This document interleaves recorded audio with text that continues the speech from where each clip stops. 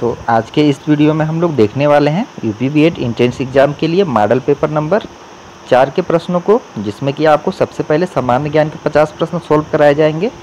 फिर उसके बाद जो है हम लोग हिंदी के 50 प्रश्न सोल्व करेंगे। तो आइए सबसे पहले हम लोग सामान्य ज्ञान के पहले 50 प्रश्नों को सोल्व करते हैं।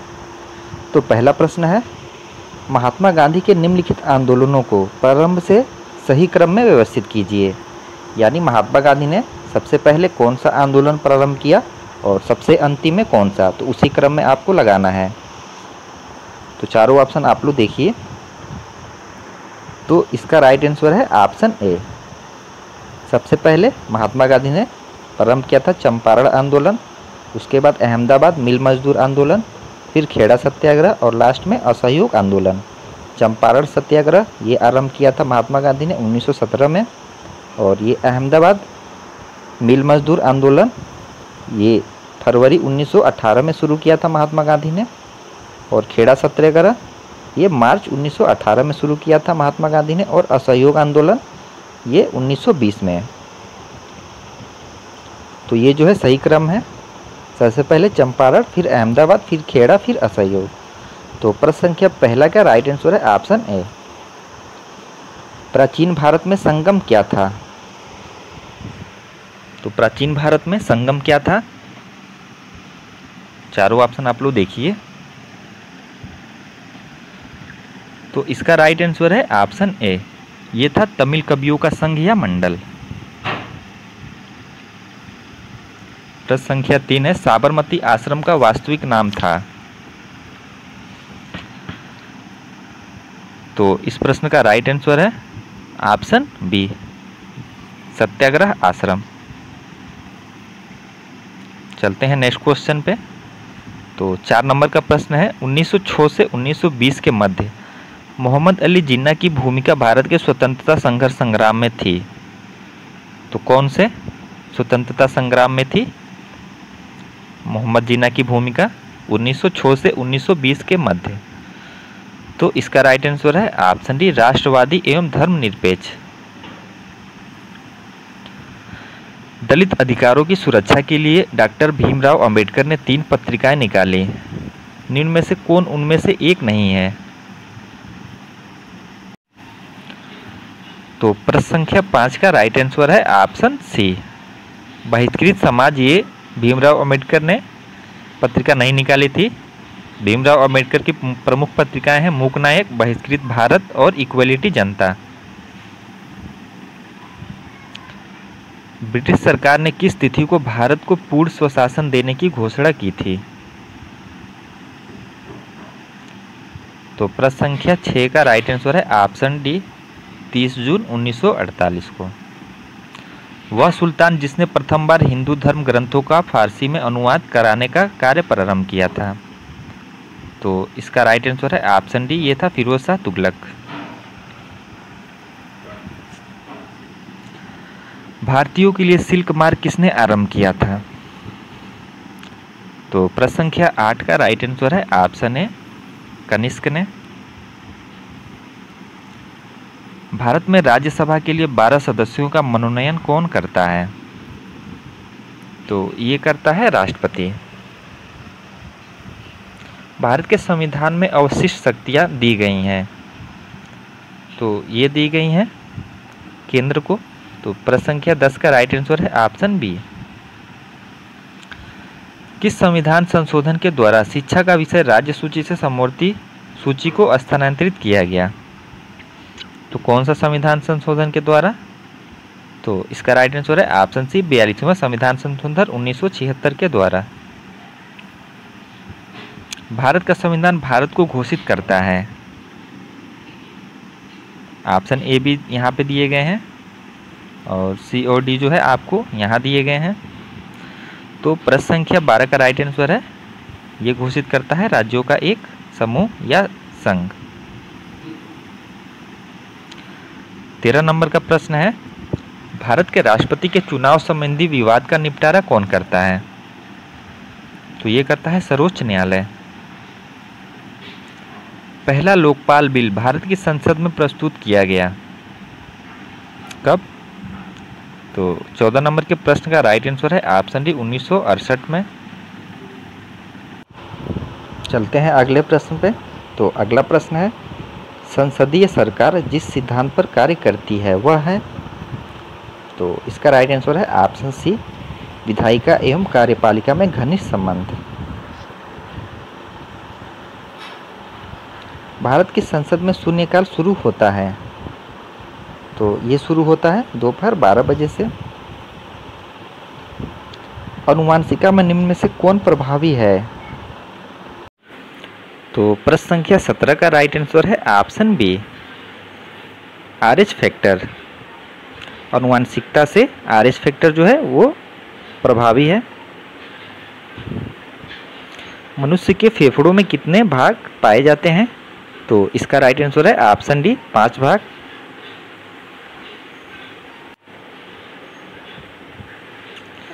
पक्षी जो अपना ऊपरी जबड़ा हिला सकता है तो कौन सा पक्षी है।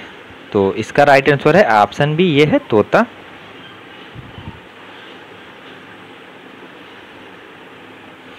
निम्न में से कौन शरीर में प्रतिरोधक क्षमता विकसित करता है।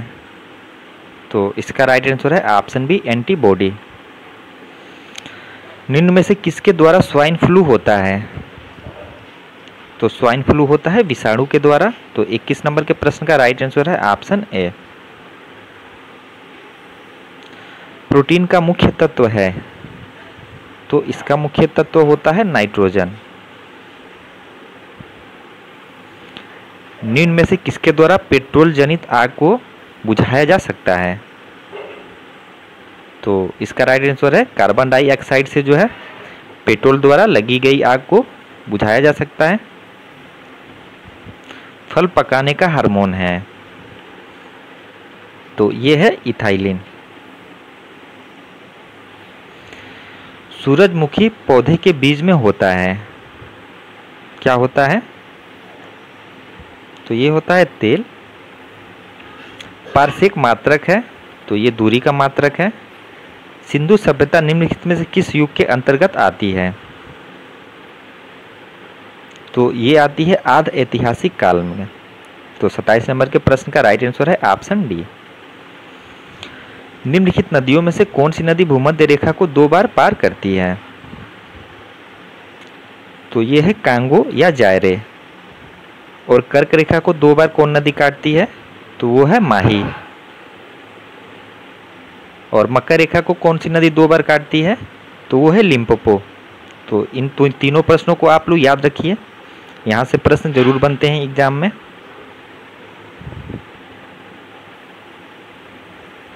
और जायरे को ही जो है कांगो भी कहा जाता है। इस जायरे नदी को ही कांगो भी कहते हैं। 29 नंबर का प्रश्न है, म्यांमार की सीमा के सहारे भारत के राज्यों का उत्तर से दक्षिण का सही क्रम क्या है। तो अच्छे लेवल का प्रश्न है। तो इन्हीं दोनों में से राइट आंसर है। तो उत्तर से दक्षिण का सही क्रम है म्यांमार की सीमा के सहारे। तो सबसे पहले है अरुणाचल प्रदेश, नागालैंड, मणिपुर और मिजोरम। तो 30 नंबर का प्रश्न है, निम्नलिखित देशों में से किसे 1000 झीलों का देश कहा जाता है। तो किसे कहा जाता है। तो ये फिनलैंड को कहा जाता है। निम्नलिखित देशों में से कौन पशु चारण के लिए विश्व प्रसिद्ध है। तो ये प्रसिद्ध है अर्जेंटीना। निम्नलिखित देशों में से किसके साथ भारत की सबसे लंबी अंतर्राष्ट्रीय सीमा है। तो सबसे लंबी अंतर्राष्ट्रीय सीमा है यह है बांग्लादेश के साथ। तो 32 नंबर के प्रश्न का राइट आंसर सी है। और अगर ये क्वेश्चन पूछे कि ये तो सबसे लंबी अंतर्राष्ट्रीय सीमा है और अगर सबसे छोटी अंतर्राष्ट्रीय सीमा की बात की जाए तो वो लगती है अफगानिस्तान से। 2011 की जनगणना के अनुसार निम्नलिखित राज्यों में से किसकी साक्षरता दर सर्वाधिक थी। तो इन ऑप्शनों में से आपको बताना है। तो 33 नंबर के प्रश्न का राइट आंसर है ऑप्शन ए मिजोरम। ऑप्शन में अगर केरल दिया होता तो केरल राइट आंसर होता, क्योंकि केरल के बाद जो है सर्वाधिक साक्षरता मिजोरम में आती है। तो इसलिए इसका राइट आंसर है मिजोरम। भारत के निम्नलिखित तटों में से किस पर औसत समुद्र तल मापा जाता है। तो कहाँ से जो है औसत समुद्र तल मापा जाता है किस तट से? तो इस प्रश्न का राइट आंसर है ऑप्शन बी, ये मापा जाता है चेन्नई से। निम्नलिखित कथनों में से कौन सा कथन गलत है? तो 35 नंबर के प्रश्न का राइट आंसर क्या होगा? तो इसमें जो गलत कथन है ये है ऑप्शन डी, गंगा नदी अमरकंटक से निकलती है। ये जो कथन है ये गलत दिया है, क्योंकि गंगा नदी का उद्गम जो है वो गंगोत्री हिमनद है। बाकी गोदावरी दक्षिण भारत की सबसे बड़ी नदी है, ये राइट है। कोसी नदी को बिहार का शोक कहा जाता है और ब्रह्मपुत्र एक पूर्ववर्ती नदी है। पूर्ववर्ती नदी किसे कहते हैं? तो जो हिमालय के निर्माण होने से पहले जो नदियाँ बहती हैं उसे जो है हम लोग पूर्ववर्ती नदी कहते हैं। तो पूर्ववर्तीय नदियों में और कौन सी नदी हैं? तो सिंधु, सतलज है और ये ब्रह्मपुत्र है, ये सभी पूर्ववर्ती नदी हैं। निम्नलिखित युग्मों में कौन सुमेलित है? आपको राज्य निर्माण की तिथि दी गई है और पूछा है कौन सा जो है वो सही रूप से सुमेलित है।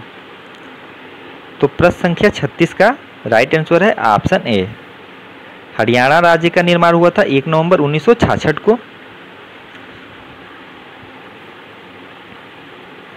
और ऑप्शन भी हम लोग देख लेते हैं। आपका मिजोरम दिया है, ये 25 जून 1986 को इसका निर्माण नहीं हुआ था, इसका निर्माण हुआ था 1987 को। और तेलंगाना का निर्माण हुआ था 2 जून 2014 को। और छत्तीसगढ़ का निर्माण हुआ था सन 2000 में। तो ऑप्शन ए इस प्रश्न का राइट आंसर है। निम्नलिखित राज्यों में से कौन भारत में दालों का सर्वाधिक उत्पादक है? तो यह है मध्य प्रदेश। निम्नलिखित देशों में से किसके पास विश्व का सर्वाधिक बॉक्साइट का संचित भंडार है? तो इस प्रश्न का राइट आंसर है ऑप्शन डी, है ऑस्ट्रेलिया के पास। निम्नलिखित राज्यों में से किसका वन क्षेत्र भारत में सर्वाधिक है? तो यह है मध्य प्रदेश का। निम्नलिखित में से किस वर्ष भारत में राष्ट्रीय जनसंख्या नीति एनपीपी की घोषणा की गई? तो किस वर्ष? तो इसका राइट आंसर है ऑप्शन बी, 2000 में। विश्व जनसंख्या दिवस कब मनाया जाता है? तो ये मनाया जाता है 11 जुलाई को। पलायन की गतिशीलता संक्रमण मॉडल किसने प्रतिपादित किया था?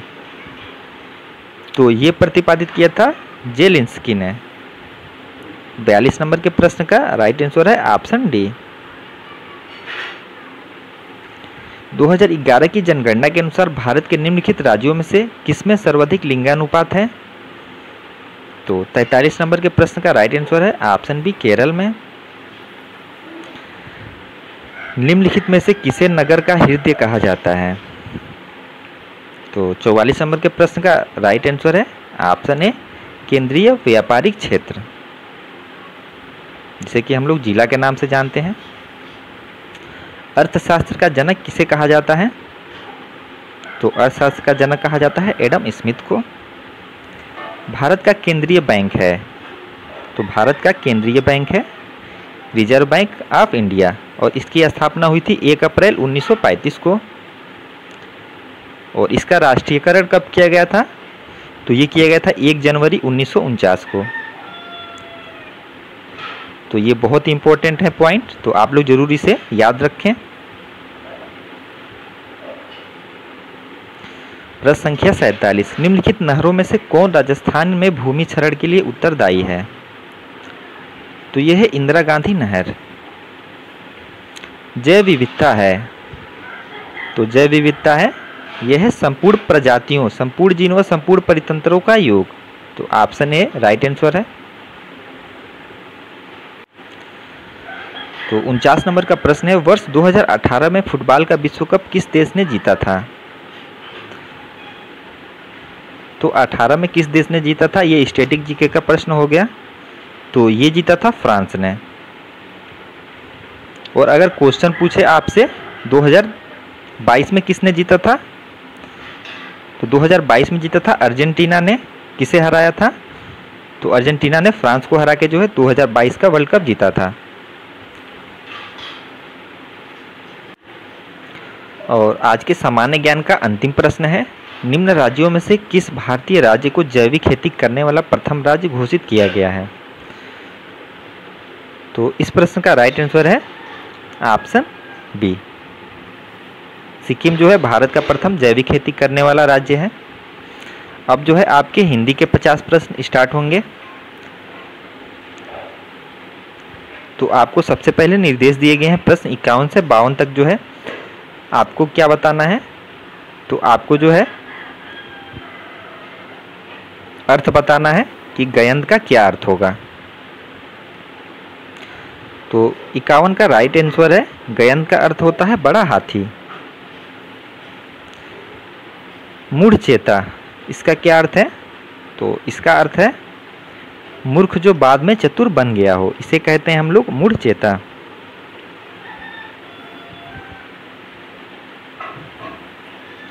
तिरपन नंबर का प्रश्न है खिली हुई हवा आई फिरकी सी चल गई, पंक्ति में अलंकार है। तो जहां भी आपको सा सी सम सरिस वाक्य में दिखे वहां पे जो है उपमा अलंकार होता है। पापा मनुज भी आज मुख से राम नाम निकालते, इस पंक्ति में कौन सा अलंकार है? तो इसमें है विभावना अलंकार। शांत रस का अस्थाई भाव है, तो शांत रस का अस्थाई भाव होता है निर्वेद। तिरस्कार शब्द में कौन सा उपसर्ग है? तो इसमें है तिरस उपसर्ग। नेक्स्ट क्वेश्चन है किस क्रमांक में अति उपसर्ग का प्रयोग नहीं हुआ है? तो 3 में अति उपसर्ग का प्रयोग हुआ है, 1 में नहीं हुआ है, तो वही बताना है। तो इसका राइट आंसर है ऑप्शन है अतिथि में जो है अति उपसर्ग का प्रयोग नहीं हुआ है। 58 नंबर का प्रश्न है उपसर्ग के प्रयोग से। तो प्रश्न संख्या 58 का राइट आंसर है ऑप्शन सी, उपसर्ग के प्रयोग से जो है शब्दों के अर्थ में वृद्धि होती है।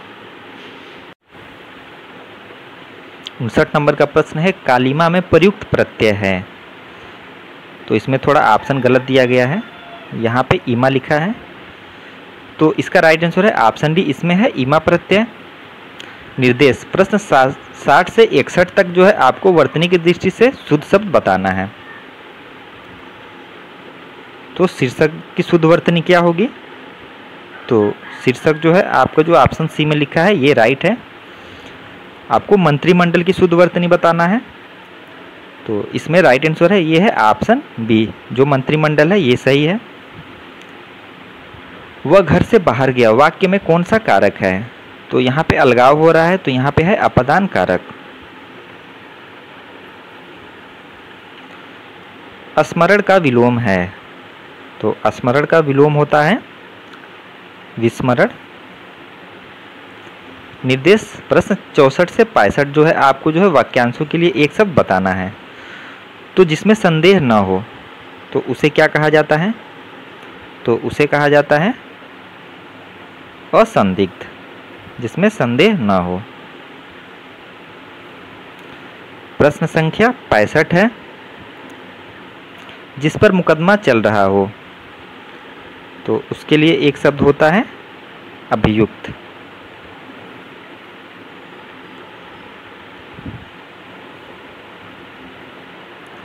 मोहन को हिंदी पढ़नी है इसलिए वह शास्त्री जी के यहाँ गया है, कौन सा वाक्य है?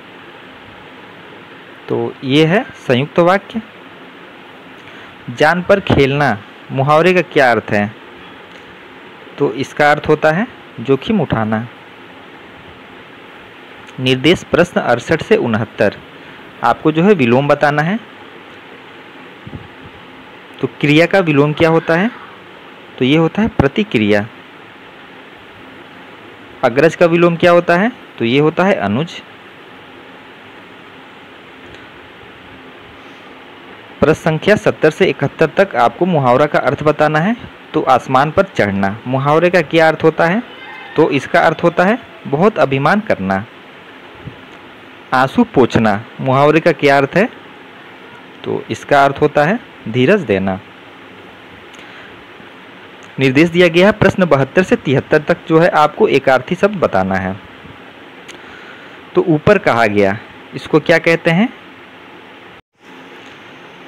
तो इसमें जो है आपको ऑप्शन गलत दिए गए हैं, तो इसको छोड़ते हैं हम लोग।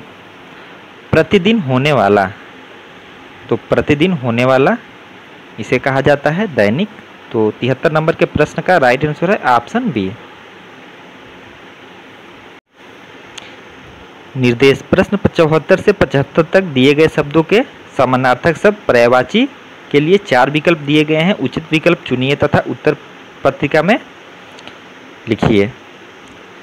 तो प्रसन्नता, इसका पर्यायवाची क्या होता है?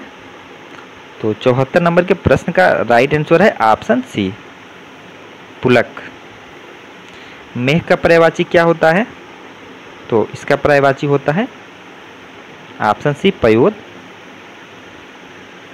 निर्देश दिया गया है 76 से 77 तक आपको मुहावरा और लोकोक्ति दिया गया है और उसका आपको अर्थ बताना है। दूध का दूध, पानी का पानी, तो इस मुहावरे का क्या अर्थ है? तो इसका अर्थ होता है सही न्याय। दांत पीसना, मुहावरे का क्या अर्थ है? तो इसका अर्थ होता है अत्यधिक क्रोध करना।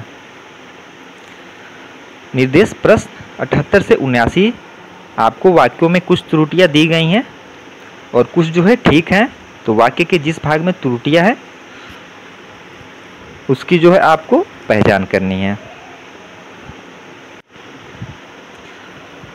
तो प्रश्न है, मैंने शीला से अपने साथ बाजार में चलने के लिए कहा लेकिन उसने मना कर दिया। तो आपको बताना है इसमें कहाँ पे त्रुटि है या फिर कोई त्रुटि नहीं है। तो चारों ऑप्शन आप लोग पढ़िए। तो इसका राइट आंसर है ऑप्शन सी। ऑप्शन सी में जो लिखा है अपने साथ बाजार में चलने के लिए कहा, इसमें जो है त्रुटि है, क्योंकि यहाँ पे होना चाहिए अपने साथ बाजार चलने के लिए कहा।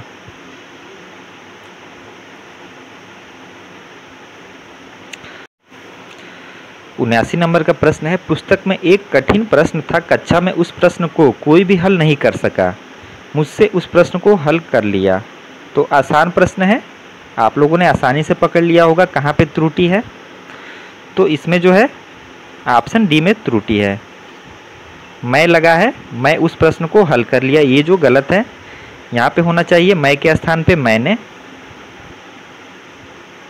निर्देश दिए गए हैं प्रश्न 80 से 81 तक जो है आपको खाली स्थान दिए गए हैं, आपको बताना है कि वहाँ पे क्या आएगा। तो प्रश्न है, यदि इस रोग को आरंभ में ही काबू न किया गया होता तो यह क्या हो गया होता?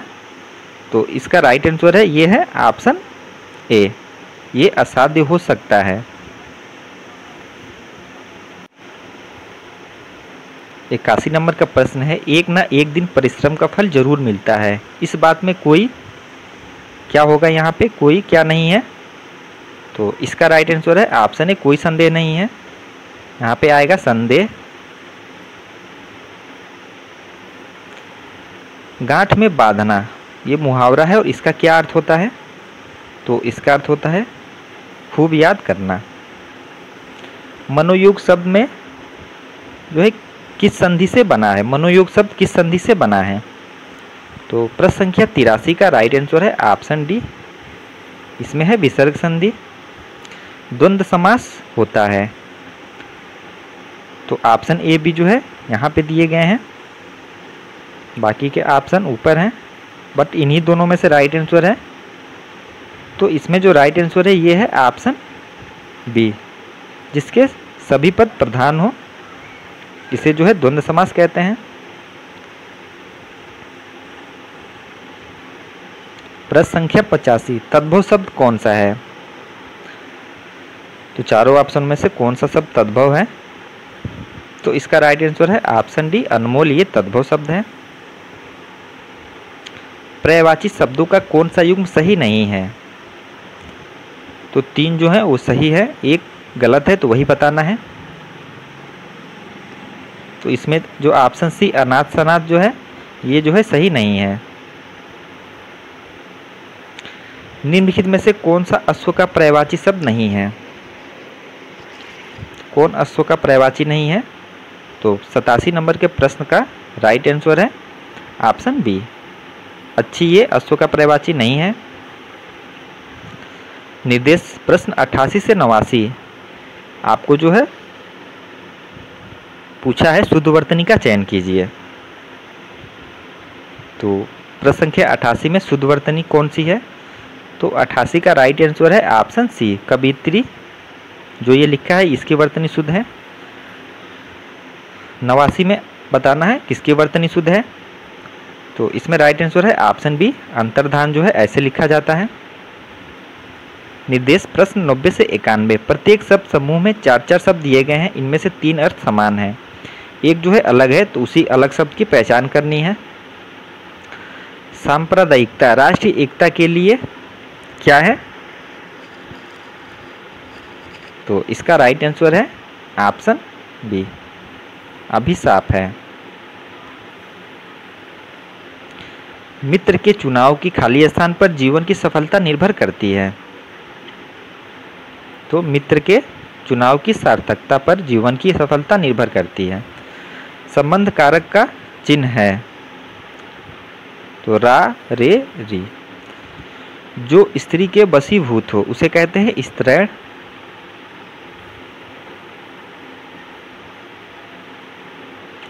किस कवि को कवियों का कवि कहा जाता है, तो कवियों का कवि किसे कहा जाता है, तो इसका राइट आंसर है ऑप्शन बी, शमशेर बहादुर सिंह।